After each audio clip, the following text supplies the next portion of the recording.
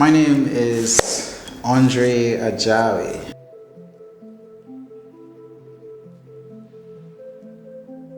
Firstly, when I was very young, I wanted to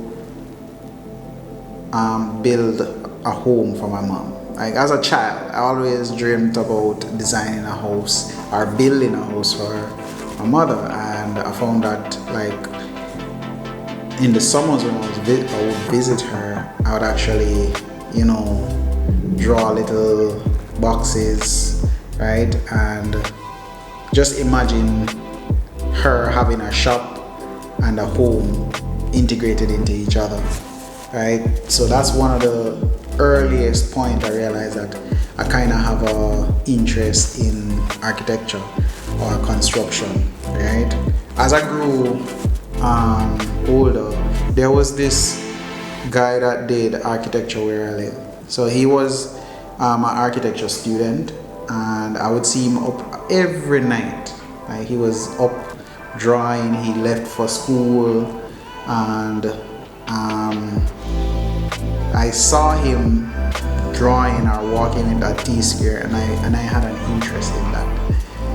Just seeing him do it, and he actually was using SketchUp, and I had a computer, very old computer at the time, and I installed SketchUp on it and played around with it, and I found that I was able to maneuver SketchUp and draw something even though it didn't work out, it didn't function, it wasn't functional at all, but that actually initiated that interest.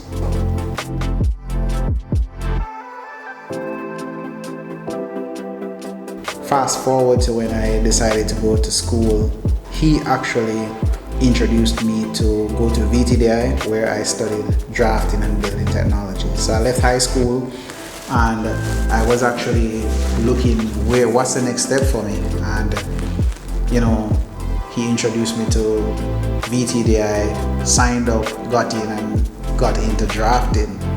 After I finished drafting at VTDI, I went into the industry, and then I ended up at UTech, where I was studying. But because I had an aptitude for drawing and doing drawings on the computer, a lot of people around me were saying, hey, do engineering, because you seem to understand how engineering works, how a building works or come together. So I had actually started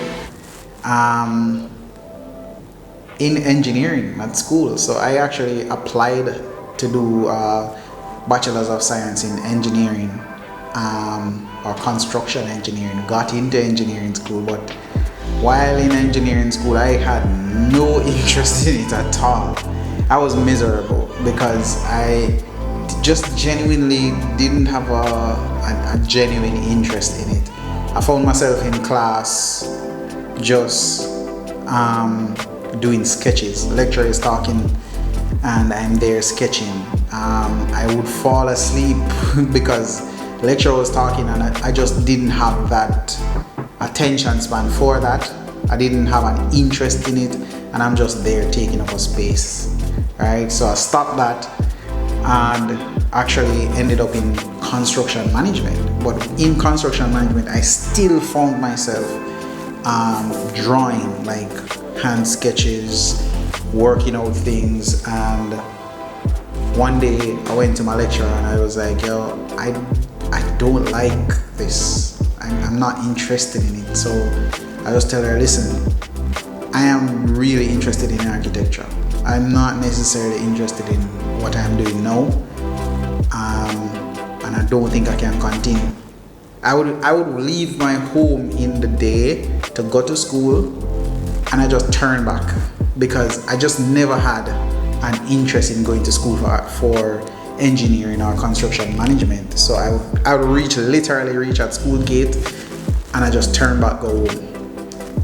What I found different was once I started architecture school, it doesn't matter rain or shine, if I don't have light, it doesn't matter what it is. I'm at school, I'm in studio, I'm designing, and I'm just in my element. It doesn't matter what is happening around me, I'm still willing and interested in doing that. So that's why I realized that I'm really passionate about architecture.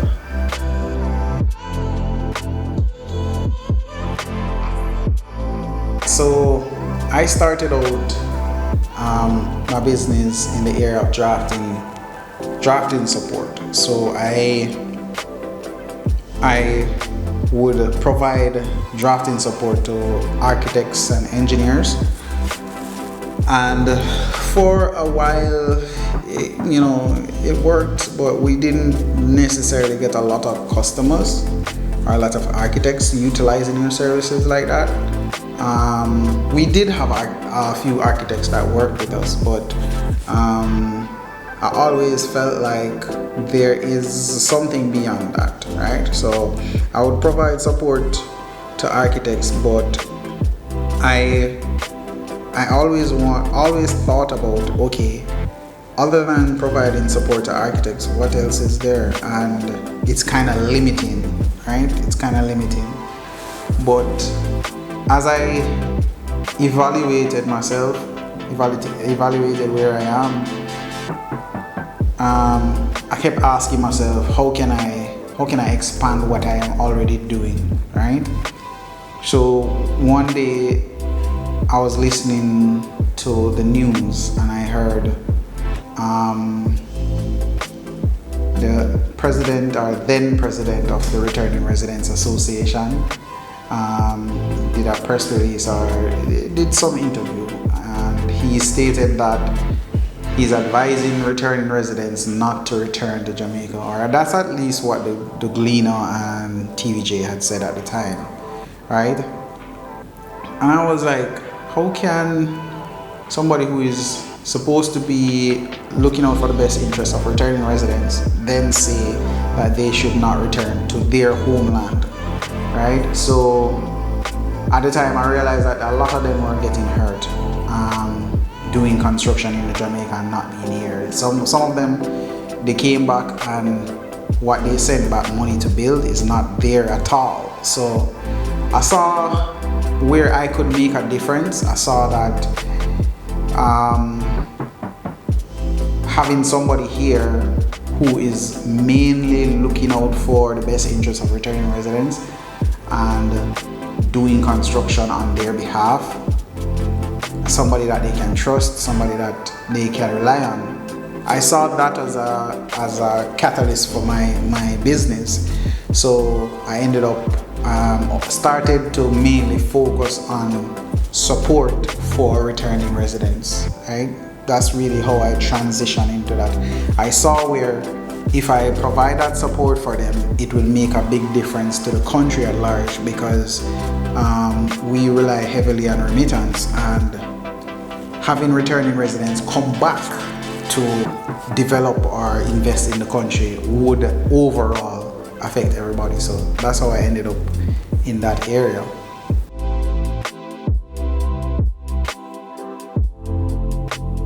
My advice is to have faith in your abilities, and if it is that your abilities are not where they're supposed to be, invest in yourself, right? The more you invest in yourself, the more you'll find that opportunities will present themselves.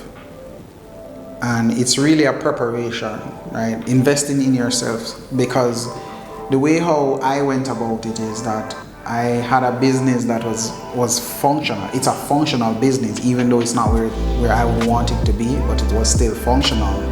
But I evaluated myself and decided that I'm going to continue to develop myself, as in go to school, study architecture, even though I had a diploma already, and to then, catapult myself into where I really want to be.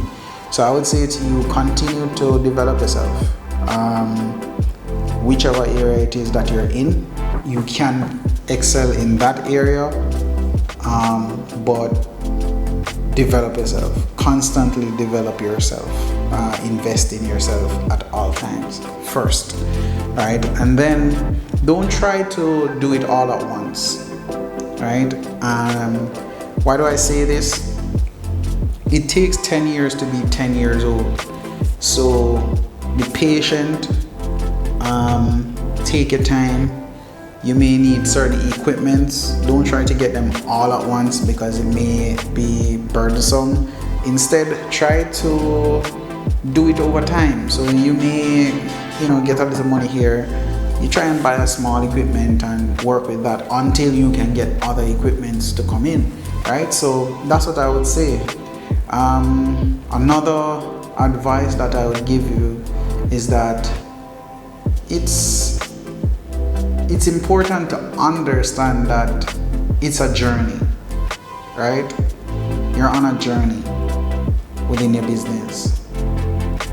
Don't jeopardize your health for it, right? That's my advice. Don't jeopardize your health for it. So try to balance everything, because the more you take care of the other areas, the more you'll find that your business will grow. What do I mean by this?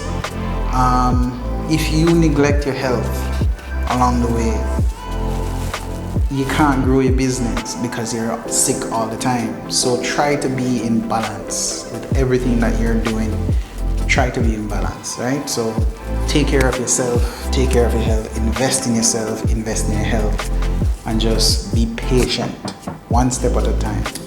These are a few things that I would advise others out there who are looking to pursue their passion, to develop themselves or to make something of themselves within the landscape of Jamaica, right?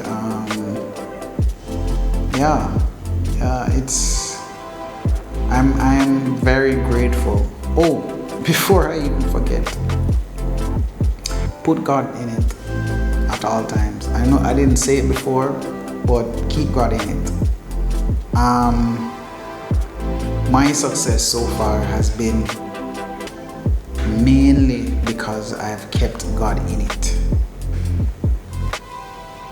You're gonna have the ups and downs, you're gonna have the rough patches, but if you forget to put God in it, it's gonna be even more difficult for you, because there are times when you will be doubting yourself, but you have to tell yourself that, hey, this is what God wants for me, this is what I want for myself, and I think it is in line with what God wants for me, and that will help you through it, right?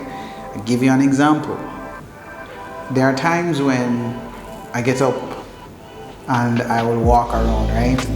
Because I'm trying to figure out some stuff, and it's so difficult. Like, everything around me is kind of a little bit chaotic per se, and I just have to take a deep breath and just say, you know what, God, you put this vision in my head. I'm gonna trust that everything will work out. It may not be going the way that I want it to go right now, but I know that you had an idea, you placed that idea in me, and I'm gonna trust you. And sometimes you just have to let go and just trust God and trust the process. Alright? So moving forward in your business, that's my last advice for you. This is AJAWI. I'm AJAWI. Thank you for liking, thank you for subscribing to the channel, thank you for hitting the notification bell, just so that you can see videos just like this one. Alright, see you next time. Peace out.